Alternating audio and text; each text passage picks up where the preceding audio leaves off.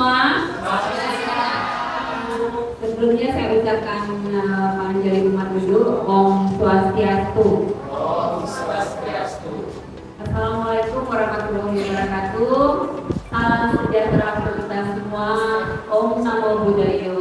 Salam kebajikan dan rahayu rahayu. Jadi pada hari ini ya Bapak Ibu, saya sedang diobservasi oleh pengawas sekolah kita, kelas pembinaan pengembangan rute yang jatuhnya pada tanggal 25 Oktober 2024. Nah, ada pun berdasarkan rapor pendidikan. Judul observasi saya kali ini sebagai kepala sekolah adalah upaya memandu refleksi pelaksanaan program pengembangan kompetensi guru. Nah, ini ya. Jadi sebenarnya sudah pernah ya kita lakukan refleksi kompeten, tetapi akan saya ulang dan tambahkan beberapa materi ini. Saya lanjutkan ya Bapak Ibu. Mundur maju kiri kiri kanan kanan. Mundur maju kiri kiri kanan kanan.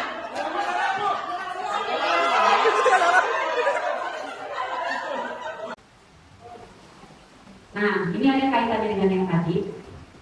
Sebagai pramita sebagai seorang guru. Nah, Bapak Ibu kan perlu tidak, penting tidak pengembangan kompetensi guru menurut Bapak Ibu? Penting, sangat penting ya. Kenapa penting? Kenapa penting? Ya, penting jawab langsung ya. Ya, sangat penting karena kompetensi guru itu akan mampu meningkatkan efektivitas pembelajaran. Kemudian yang kedua, itu akan menghasilkan atau memfasilitasi pembelajaran yang berkualitas. Jadi itu ya sangat penting ya peningkatan kompetensi guru. Maka itulah kita sering melakukan komunitas belajar internal dan eksternal ya. Saya lanjutkan. Nah, tujuan daripada saya mengadakan kegiatan hari ini yaitu yang pertama adalah memaparkan hasil refleksi dari program pengembangan refleksi guru. Kemudian yang kedua, refleksi guru dalam kesulitan pengembangan kompetensinya secara jujur dan objektif. Nah, itu sebenarnya saran saya pada saat ini ya. Nah, untuk hasil refleksi, kemarin sudah ada 5 hal yang sudah Bapak Ibu sampaikan ke saya ya, selaku kepala sekolah itu sudah saya tampung. Untuk refleksi guru terkait kesulitan dan pengembangan kompetensinya yang kemarin sudah kita bahas. Ini yang akan lebih saya perdalam ya Bapak Ibu ya, dengan kita kolaborasi dalam kelompok, kita akan membuat suatu program atau perencanaan program yang sesuai dengan kondisi Bapak Ibu sendiri, sesuai dengan kompetensi yang ingin Bapak Ibu tingkatkan ya. Videonya langsung dibagikan ya, masing-masing kelemahan dulu.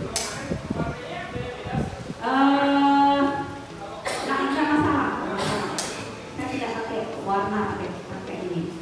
Nanti saya bilang berdasarkan indikator ya. Ini sekarang kelemahannya dulu. Masing-masing ya. Jangan diwakilkan, langsung tempel ke depan ya.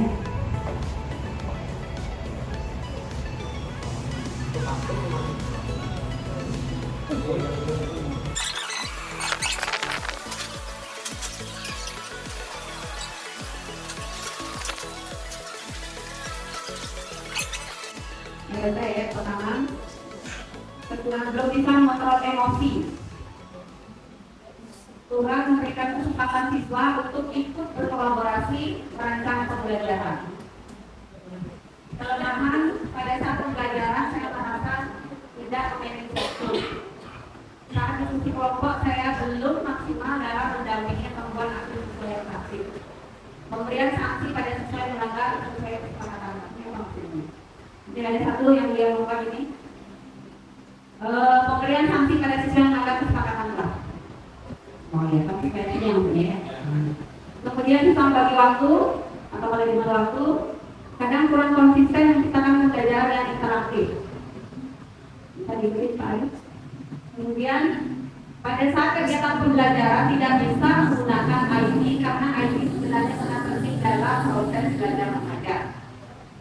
Kemudian kesepakatan kelas yang kadang lupa diberitahu kembali. Kemudian keaktifan siswa saat pembelajaran, konten yang kurang bervariasi. Belum bisa mengatasi siswa yang mengobrol di kelas pada saat pembelajaran. Kelemahan saya saat memberikan tugas di kelompok, anak-anak belum begitu aktif dalam kelompok. Kelemahan kurang perhatikan kemampuan serta gaya belajar siswa, mengkolaborasikan siswa ke dalam kelompok, manajemen waktu, mengelola waktu, kurang sabar menghadapi siswa, kurang sabar menghadapi waktu. Tidak bisa. Oke. Ada empat permasalahan pada Bapak Ibu ya. Yang pertama ada manajemen waktu ya. Jadi pengelolaan kelas belum maksimal dalam manajemen waktu. Kemudian yang kedua belum maksimal dalam mengaktifkan siswa yang aktif dalam berkolaborasi. Ya. Kemudian yang ketiga belum bisa mengontrol emosi, berarti KSE-nya, ya, gitu. Kemudian yang keempat tidak konsisten menciptakan pembelajaran yang interaktif. Nah, jadi ada 4 ya permasalahan Bapak Ibu ya. Nah, itu sudah saya lanjut dulu ya, nanti kita terakhir berbicara kalau bahas. Saya lanjutkan. Nah, ini kembali lagi dari yang sudah Bapak Ibu buat permasalahan tadi. Ya. Apa solusi yang akan diambil terhadap permasalahan tersebut? Silakan lanjut ya sama yang tadi. Tadi kan sudah tanya apa, sekarang solusi yang kira-kira Ibu bisa ambil.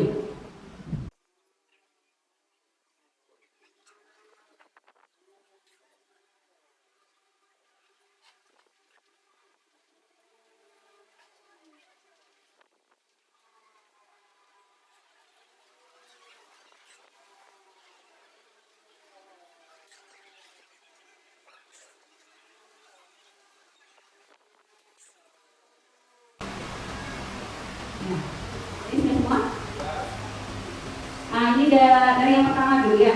Dari kesimpulan tadi permasalahannya, yang pertama terkait dengan KSE, itu solusi yang berusaha diambil adalah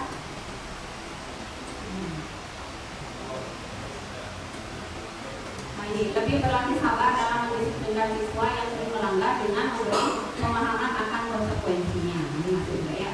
Ini salah satu solusinya. Kemudian terus belajar khususnya KSE sehingga mampu menerapkan di dalam pembelajaran. Ini solusinya untuk terkait manajemen kelas dan belajar lebih sabar lagi dalam menghadapi siswa nakal. Ini masuk ke manajemen pembelajaran manajemen kelas ya.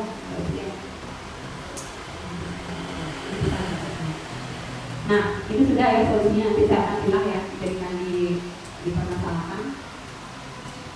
Silakan solusi pertama ya, terkait manajemen kelas. Masih masuk KSE juga ya, mendekatkan diri pada siswa sehingga dapat memahami karakter siswa. Berarti yang pertama memahami karakter siswa. Yang kedua, mempelajari topik KSE. Ya. Kemudian yang ketiga, ini sama. Mengingatkan kembali kesepakatan kelas dan konsekuensinya.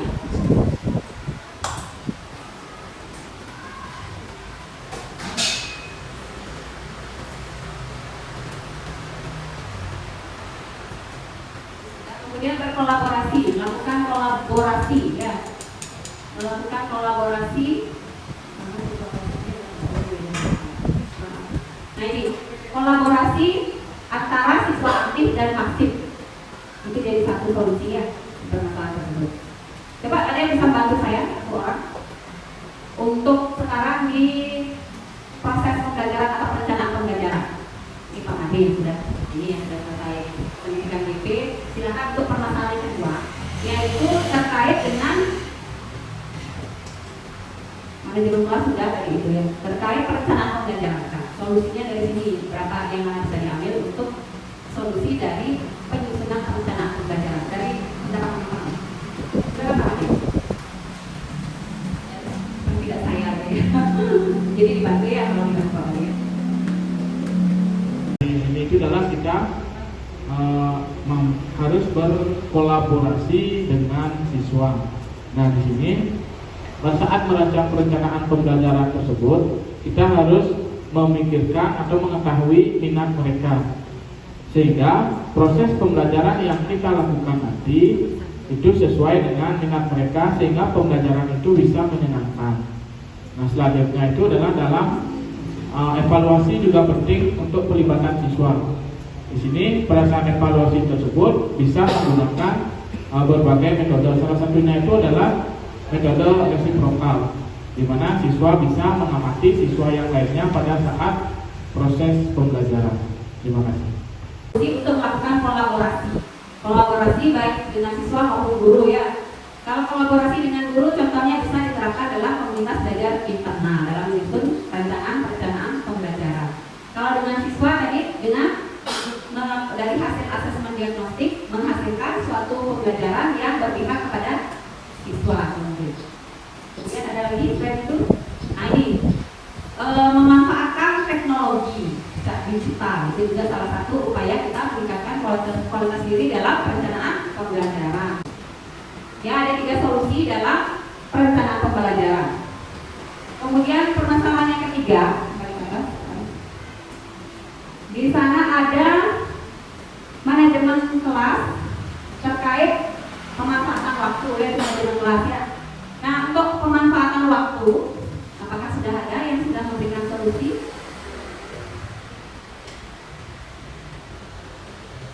Nah, ini upaya solusi yang saya lakukan adalah dengan lebih memperhatikan serta meningkatkan strategi pembelajaran yang efektif dan inovatif agar siswa semua. Nah, ini belum ya. Kalau sekarang dari solusi saya sendiri ya. Kalau manajemen waktu, Bapak Ibu di dalam membuat modul ajar, ya, itu waktu kan sudah kita pikirkan. Misalnya di awal sekian menit, kegiatan inti sekian menit, dan di akhir juga sekian menit sampai refleksi. Nah, itu yang sudah menjadi patokan Bapak Ibu untuk memanajemen waktu di Bapak Ibu di kelas. Nah, itu. Nah, seandainya ada kondisi yang misalnya tidak kita bisa di luar kendali kita. Nah, itu kembali ke kreativitas Bapak Ibu. Ya. Kalau misalnya terjadi permasalahan di kelas misalnya, membuat pembelajaran itu menjadi berjalan lambat. Nah, itu maksudnya manajemen waktu ya. Itu salah satu trik kita ya, supaya murid yang lain itu tidak sampai terbengkalai gara-gara ada anak yang bermasalah. Ya, misalnya Bapak Ibu ya, anak yang membuat masalah dan usil itu biasanya anak yang kreatif Bapak Ibu ya. Justru lebih banyak dia berikan dia pekerjaan sehingga dia tidak bisa ada waktu untuk usil kepada orang lain. Salah satunya bisa aja kita keluar kelas, jadikan dia kelompok di kelasnya, kemudian berikan dia tanggung jawab misalnya kalau ada proses pembelajaran memerlukan apa, berikan dia tanggung jawab untuk mengkondisikan kegiatan itu, ya berikan dia yang lebih ya. Jadi itu salah satu cara kita melatih dia menyalurkan efek negatifnya menjadi positif. Ya, jadi artinya meningkatkan kepemimpinannya itu adalah salah satu bentuk cara kita untuk supaya siswa kita bisa bertanggung jawab pada dirinya dan juga teman-temannya ya, gitu. Itu untuk dalam manajemen kelas atau manajemen waktu. Ada lagi mungkin selain kasus-kasus seperti itu untuk anak yang pasif sekarang. Ya, ada yang mau menyampaikan terkait ya, silakan Pak Eka. Merupakan bagian dari studi kasus saya yang di BPG Bu Nakumula ini yang saya angkat. Jadi salah satu solusinya itu sudah sih tadi teman-teman sudah semua kenal. Tapi mungkin ada lagi satu solusi yang kedua. Yang pertama mungkin kita memanfaatkan pembelajaran berdiferensiasi. Karena dengan berdiferensiasi, jadi anak-anak yang seperti Ibu bilang tadi, anak yang tidak biom-biom itu lebih cenderung ke kreatif anaknya seperti itu. Jadi nanti kita kelompokkan sesuai dengan diferensiasi visual, auditory dan kinestetik. Nah, yang lagi satu mungkin bisa dilakukan untuk yang pasif, mungkin bisa dilakukan dengan membuat suasana kelas yang menyenangkan. Misalnya contohnya bisa menata tempat duduk, menata ulang tempat duduk. Misalnya kalau pas duduk anak tersebut duduknya mungkin di belakang, jadi pasif dia jauh dari kita, dari bulunya, mungkin bisa kita tata tempat duduk ulang dengan menempatkan anak itu di depan seperti itu. Jadi anak itu lebih bisa nanti fokus memperhatikan apa yang materi yang sedang kita ajarkan seperti itu. Tentu sekali ya Pak. Jadi ada 4 solusi ya dalam melakukan manajemen kelas atau manajemen waktu yang bisa kita lakukan sebagai solusi nantinya di kelas. Memang betul sekali disampaikan masyarakat. Terutama kita membuat pembelajaran itu berdiferensiasi ya, pakai dasar asesmen diagnostik kita untuk merancang pembelajaran untuk bagi anak yang hiperaktif, anak yang pasif. Nah itu tetap kita sesuaikan. Kemudian pengelolaan kelas itu juga salah satunya adalah posisi duduk juga.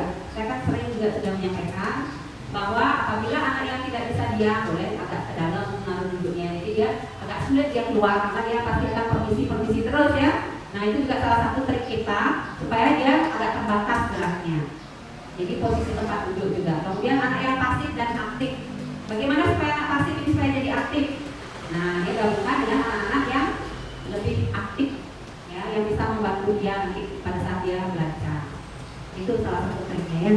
Kita di dalam perencanaan pembelajaran itu kita selipkan ada game-game yang menarik, jadi ada interaksi jadinya. Kemudian mungkin ada menempel secara berkelompok. Jadi jangan sampai kita hanya mengajar satu arah kita saja yang ngomong, tetapi ajak anak itu supaya dia ikut berbuat juga. Salah satunya dengan game interaksi ya. Itu boleh berupa menempel gambar, buat puzzle. Kalau di kelas bawah kan bisa menempel ya. Itu ya, itu salah satu berarti memvariasikan konten pembelajarannya ya. Kelebihan Bapak Ibu di bawah kelemahannya ya. Silakan dituliskan apa yang dirasakan yang merupakan kelebihan Bapak Ibu. Ayo, hanya 10 detik. 10 detik ya. Satu saja.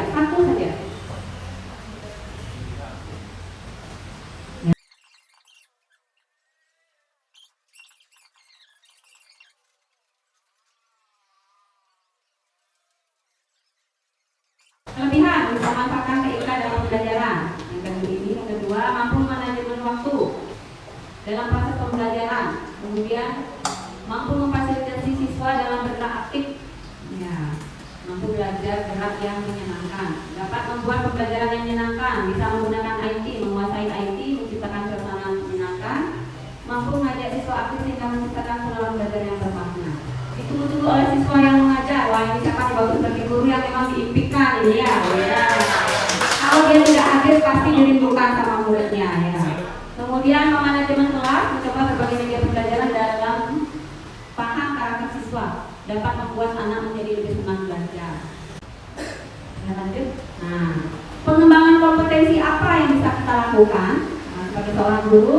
Yang pertama itu bisa melakukan pelatihan rutin dalam komunitas belajar internal maupun eksternal, kemudian melakukan workshop ataupun mentoring. Kemudian jenis kompetensi apa yang dikembangkan? Jelas ada 4 kompetensi ya kalau dalam guru. Itu ada pedagogi, profesional, sosial, dan kepribadian. Nah dari permasalahan yang kita dapatkan tadi, kira-kira jenis kompetensi apa yang paling kita perlukan saat ini dari 4 kompetensi tersebut? Ada yang masih perlu kepribadian ya, karena tadi banyak kasus lebih banyak ke KSE yang kurang ya. Dan juga selain pedagogi itu dari merancang pembelajaran juga masih kurang, berarti di pedagogiknya yang kita masih perlu tingkatkan. Tapi yang lainnya apa tidak perlu? Perlu, nanti akan kita lagi ya dengan beberapa topik ya. Sekarang untuk praktek atau eksplorasi guru, nah ini yang bisa dilakukan. Ada 10 hal. Nah dari 1 sampai 10 misalnya yang 1 sudah Bapak Ibu lakukan? Sudah, kita di PKB kan wajib ya. Sudah mengikuti jenjang tertentu sudah ya. Kemudian penggunaan teknologi dalam pembelajaran sudah. Refleksi diri? Ini juga refleksi diri ya. Kemudian kolaborasi dengan jaringan profesional. Contohnya? Ini sekarang ini komunitas belajar, kemudian ada PGRI, ada KKG dan sebagainya. Kemudian fokus pada pengembangan siswa. Contohnya? Pengembangan siswa. Iya, jadi sudah bisa menangkap bakat minat siswa. Salah satunya yaitu di ekstrakurikuler dan sebagainya sudah berarti ya. Bapak Ibu saya rasa ini sebelumnya sudah. Mengembangkan keterampilan manajemen kelas sudah. Hanya ada 1-2 masih kurang sedikit aja ya. Saya kira tahun berikutnya atau semester depan sudah semua kalau kita akomodir ya. Kemudian penggunaan data untuk meningkatkan pembelajaran pendidikan? Hasil belajar murid, dari rapot murid juga dasarnya ya, supaya berkelanjutan nantinya ya. Saya aman-aman ya Bapak Ibu. Kemudian penggunaan membangun hubungan yang kuat dengan siswa sudah pasti buktinya semua murid Ibu amati itu sudah mau ikuti instruksi guru wali kelasnya atau guru maklumnya ya, itu sudah. Kemudian kesejahteraan guru sudah ada yang merasa belum? Semua sudah, ini pemerintah sudah sangat respon ya dengan pendidik kita atau pendidik yang ada di Bandung. Kemudian inovasi dalam pengajaran sudah, tapi kembangkan terus ya, tidak hanya berbuat. Berarti eksplorasi ini sudah Bapak Ibu lakukan sebenarnya, tetapi kenapa masih muncul ya di observasi saya ya. Ya, mungkin itu ya, kita tingkatkan selalu kolaborasi dalam refleksi di komunitas belajar ya.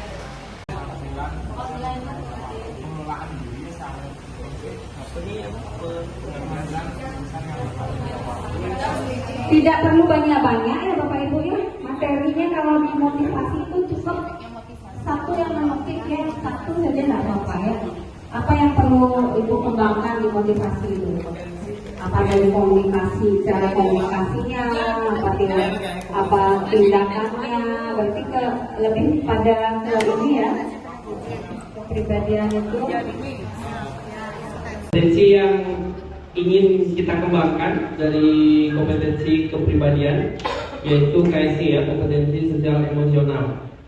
Bagian dari KSI ini ada 5, yaitu kesadaran diri, pengelolaan diri, kesadaran sosial, kemampuan berinteraksi sosial, dan pengambilan keputusan yang bertanggung jawab. Jadi dari kesemua ini, kelima itu bagian dari KSI itu sendiri. Nah, untuk tujuan yang ingin kita sasar, jadi dengan kita mempelajari KSI ini untuk guru itu bisa meningkatkan kemampuan sosial emosional dalam proses pembelajaran ya. Yang kedua, bisa meningkatkan kemampuan sosial emosional guru dalam interaksi sosial di lingkungan sekolah. Dan yang ketiga itu bisa berinteraksi sosial di masyarakat. Jadi kelima kompetensi ini memang sangat-sangat dibutuhkan ya. Jika untuk siswa menciptakan keseimbangan yang baik dalam memanajemen stres ya. Jadi jika anak-anak tersebut sudah bisa menguasai dari KSI ini, dia akan bisa mengelola stresnya. Yang mana saya harus kerjakan, sejauh mana yang saya bisa lakukan. Tidak hanya dia mengerjakan mungkin saja soal matematika ini stres, tapi saya harus bisa. Nah, dia tidak bisa memanagenya, yang mana harus bisa dikelola untuk meningkatkan kemampuannya dia dalam mengelola diri dan tingkat kesetresannya. Itu ya. Baik, dari materi ini narasumber yang sebaiknya kita undang atau memang kita untuk memberikan materi tersebut yaitu dari internal sekolah yang seperti tadi di fase A ya, mungkin dari komite pembelajaran, guru penggerak atau mungkin guru-guru yang mumpuni ya. Yang kedua adalah eksternal sekolah. Jadi kita mendatangkan orang dari luar sekolah ya, kalau memang yang memang mempunyai kemampuan lebih di bidang itu kita datangkan. Untuk hasil yang diinginkan seperti apa dari tujuan yang diharapkan, itulah hasilnya. Jadi untuk guru bisa meningkatkan sosial emosional dalam pembelajaran, dalam lingkungan sekolah dan lingkungan masyarakat. Begitu juga untuk siswa, dia bisa mengelola stres, memanajemen stresnya, terus bisa tetap fokus dan bisa mengelola emosi dalam pembelajaran. Yang ingin kelompok kami kembangkan adalah kompetensi pedagogik. Tujuannya adalah agar dapat membuat modul ajar yang berdiferensiasi, yang nantinya dapat berpusat pada siswa serta sesuai dengan kebutuhan peserta didik. Topiknya menyusun perencanaan pembelajaran yang berdiferensiasi. Narasumber yang nanti akan mungkin dapat memberi masukan komite pembelajaran ataupun dari guru penggerak. Jenis pelatihannya IHT. Hasil yang ingin dicapai yaitu untuk guru agar nantinya guru dapat membuat ataupun menyusun modul ajar yang berdiferensiasi secara konsisten, karena mungkin atau berkelanjutan. Mungkin Bapak Ibu, khususnya saya sendiri, kadang-kadang membuat modul ajar yang berdiferensiasi itu saat supervisi saja, tapi yang biasa-biasanya ya biasalah seperti itu. Untuk siswa, agar nantinya dapat meningkatkan hasil belajar siswa dan menciptakan proses pembelajaran yang menyenangkan, yang berpusat pada siswa dan sesuai dengan kebutuhan siswa. Topik atau materinya yang perlu kami kembangkan yaitu motivasi diri dan praktik baik. Jadi motivasi diri itu muncul dari dalam dan dari luar, ya, faktor intrinsik dan ekstrinsik. Jadi untuk yang dari dalam, mungkin bagaimana kita memotivasi diri kita supaya kita bisa menerapkan pembelajaran yang lebih baik untuk para siswa. Kalau dari motivasi dari luar, mungkin ada dukungan dari orang tua juga, ya, untuk peningkatan pengembangan pembelajaran. Kemudian ada juga untuk siswa, motivasinya mungkin bisa dengan memberikan suatu penghargaan sederhana, ya, berupa pemberian poin atau pujian, berupa ucapan reward tapi bukan dalam bentuk benda. Misalkan bagus, good job, seperti itu. Jadi dan poin-poin atau seperti bintang atau apa. Nah, meskipun itu sederhana tapi akan menarik minat peserta didik untuk belajar. Dan berikutnya yaitu dengan berbagi praktek baik. Jadi dengan praktek baik, jadi misalnya kita ada beberapa materi mungkin yang kita belum tahu. Jadi dengan berbagi praktek baik, kita bisa menerima informasi baik itu dari dalam maupun dari luar. Berikutnya yang narasumber, kita bisa dengan rekan sejawat, ya, dengan ada komite pembelajaran juga ada di sekolah kita, dari ibu pas sekolah juga bisa, dan ada psikolog atau konselor, ya. Jadi nanti bagaimana di sekolah bisa sekali-sekali lah mendatangkan psikolog, misalnya di awal tahun atau pas MPLS, seperti itu mesti kita selidiki di sana. Kemudian jenis pelatihannya karena memotivasi diri, jadi bisa dengan berbagi praktek melalui praktek baik, ya, melalui kompel eksternal atau internal bisa. Kemudian workshop pengembangan karakter dan motivasi, ya, dari workshop ini bisa kita dengan PMS juga banyak, ya. Jadi di sana kita bisa untuk memotivasi diri kita dari media-media seperti itu.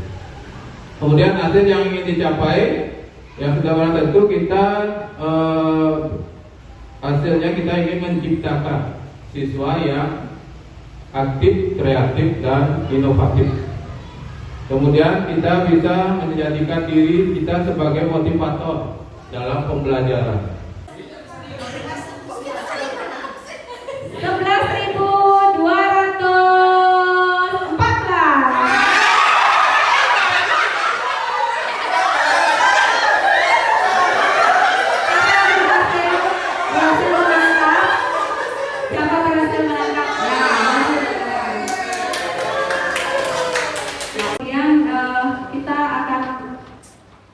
Dari proses tadi diskusi terakhir dapat saya simpulkan ada beberapa hal, ya. Dari yang pertama,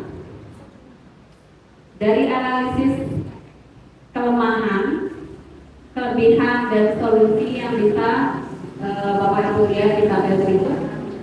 Bisa kelihatan? Pertama, ada beberapa poin, ada 4 permasalahan kita di sekolah sebenarnya, Bapak Ibu, ya. Jadi yang pertama terkait dengan kompetensi sosial emosional kita, itu permasalahan pertama. Kemudian yang kedua terkait dengan metode pembelajaran, atau di sini lebih spesifik lagi kita ke pembelajaran berdiferensiasinya. Kemudian yang ketiga, pengelolaan kelas atau manajemen kelas, ya. Dan yang terakhir, kolaborasi kelompok. Jadi ada 4 yang tadi Bapak Ibu sudah sampaikan ke diskusi kita, bahwa permasalahan yang ada di sekolah kita ada 4 indikator, ya. Kemudian kelemahan itu sudah kita pilah-pilah, ya, sesuai dengan permasalahan yang sudah kita tadi analisis. Ya Bapak Ibu, seperti ini, silakan diamati ya. Jelas, ada 5 masalah, kemudian di kolaborasi. Ini di kelas bawah saja sebenarnya, 1 dan 2 ya. Tidak banyak ya Bapak Ibu, sedikit lagi kita akan sudah sampai kepada kelas ideal sebenarnya ya. Jadi jadilah kita sekolah penggerak yang sesungguhnya Bapak Ibu ya. Jadi tidak hanya kita di internal, sudah semua merekam, tidak ada satu orang guru pun yang ketinggalan seperti itu ya. Itu kuncinya supaya kita bersama-sama maju semuanya, tidak 1-2 orang. Dari hasil refleksi ada 2 pertanyaan saya tadi. Yang pertama, apa yang upaya dilakukan guru untuk meningkatkan rasa percaya diri? Nah tadi ada yang pernyataannya dia akan mempersiapkan diri dalam hal perencanaan atau menyiapkan perangkat ajarnya dengan sebaik-baiknya. Persiapkan diri dalam perangkat pembelajaran dengan baik. Kemudian dia akan selalu berkolaborasi dengan teman sejawat. Kemudian selalu meningkatkan kualitas dirinya sebagai seorang guru. Dan yang keempat, selalu merespon hasil umpan balik dan refleksi siswa. Jadi Bapak Ibu, bagaimana perasaan hari ini? Bermanfaat tidak yang sudah saya sampaikan tadi? Sesuai dengan situasi kondisi sekolah kita? Jadi tepuk tangan dulu untuk kita semua ya. Semoga ini selalu bisa kita lakukan dengan menggali potensi dari Bapak Ibu guru semua. Saya selaku kepala sekolah ini mengucapkan terima kasih yang sebesar-besarnya atas partisipasi Bapak Ibu sudah mengikuti kegiatan observasi hari ini dengan baik. Saya ucapkan dengan salam santi. Oh, santi. Oh, wassalamualaikum warahmatullahi wabarakatuh.